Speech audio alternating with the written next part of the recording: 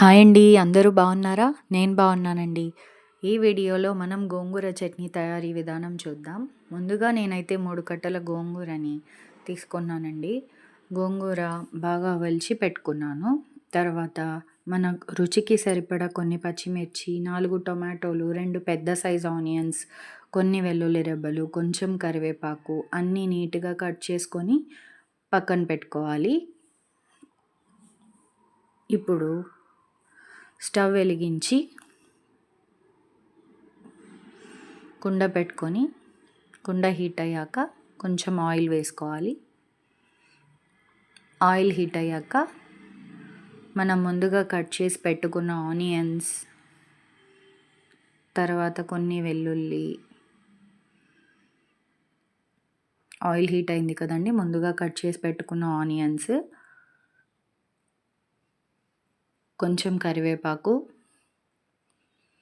వెల్లుల్లి రెబ్బలు, అలాగే పచ్చిమిర్చి, ముక్కలుగా కట్ చేసుకున్న టొమాటో ముక్కలు అన్నీ వేసి ఒకసారి కలుపుకోవాలండి.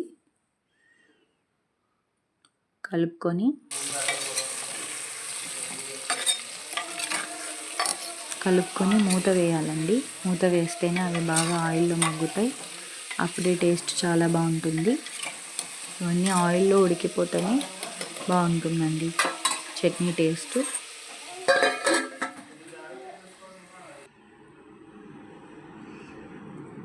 మనకి ఏదైనా నాలుకకి ఏమైనా రుచించినప్పుడు, కమ్మగా తినాలనిపించినప్పుడు నాకైతే గుర్తొచ్చేవి రెండండి. ఒకటి గోంగూర, 2 చింతకాయ పచ్చడి. గోంగూరతో చేసిన ఏ రెసిపీ అయినా ఇలానే ఉంటుంది, చాలా టేస్టీగా. అలాగే చింతకాయ పచ్చడి కూడా అంతే. ఇప్పుడు చూడండి, టమాటాలు కొంచెం మగ్గాయి కదా, ఇందులో కొంచెం పసుపు వేసుకొని కలుపుకోవాలండి. పసుపు వేసి కలుపుకొని మూత పెట్టుకొని మళ్ళీ మగ్గించుకోవాలి.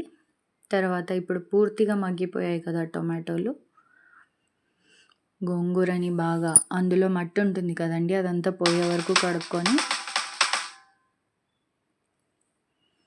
ఆ గోంగూరలో వచ్చిన వాటర్ అన్ని పిండేసి గోంగూర మాత్రం వేసుకోవాలండి.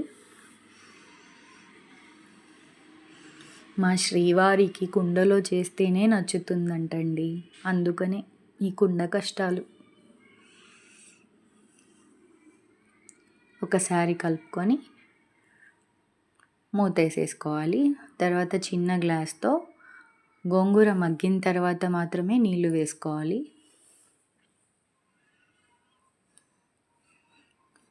నీళ్లు వేసుకొని బాగా కలుపుకొని మూతేసుకోవాలి. తర్వాత ఇందులో మనం చెనక్కాయలు కూడా వేస్తున్నాం. చెనక్కాయలు అంటే ఇవే, రాయలసీమలో చెనక్కాయలు అంటారు. కొన్ని చోట్ల ఇంకా వేరుశనగలు, బుడ్డలు రకరకాలుగా పిలుస్తారు. అవి బాగా పెనం మీద వేయించుకొని మిక్సీ పట్టి పక్కన ఉంచుకోవాలి. ఇప్పుడు చూడండి, గోంగూర మెత్తగా ఉడికిపోయింది కదా. ఇప్పుడు ఇందులో ఉన్న నీళ్ళన్నీ పక్కకు వంపేయాలి గిన్నెలోకి. అప్పుడే మనకి మెత్తగా మెదుపుకోవడానికి వస్తుంది. ఇప్పుడు ఇందులో రాళ్ళ ఉప్పు వేసుకొని పప్పు గుత్తితో మెత్తగా మెదుపుకోవాలి. అందులోకే చెనక్కాయల పొడి కూడా వేసి బాగా మెదుపుకోవాలండి. తర్వాత పోపు కోసం చిన్న గిన్నెలో ఆయిల్ వేసి, ఆయిల్ హీట్ అయ్యాక పోపు దినుసులు, కొన్ని వెల్లుల్లి రెబ్బలు, కొంచెం కరివేపాకు వేసి పోపు వేడయ్యాక చట్నీలో వేసేయాలండి.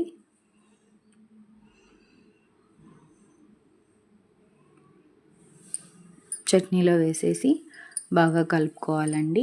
చూడండి, నోరూరించి గోంగూర చట్నీ రెడీ అయిపోయింది. అందరూ బాగుండాలని కోరుకుంటూ మీ మాధవి బాలకృష్ణ.